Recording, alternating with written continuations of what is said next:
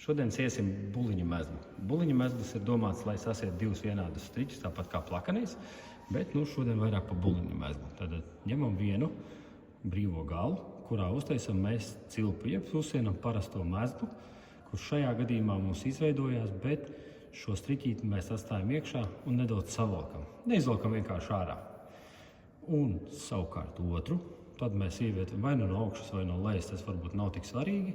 Pagaidām viņš brīvi karājas, un ar otru cilpiņu mēs velkam cauri, bet pilnībā, lai viņš izietu cauri mezglam un izveidojas mums buliņa mezglis. Lai viņš neatcietos, protams, brīvos galus mēs uzsienam nodrošinājumus, tātad apkārt abām striķiem, bēgam prom no mezgla, mums ir viens, un otrā pusītē mēs izdarām to pašu.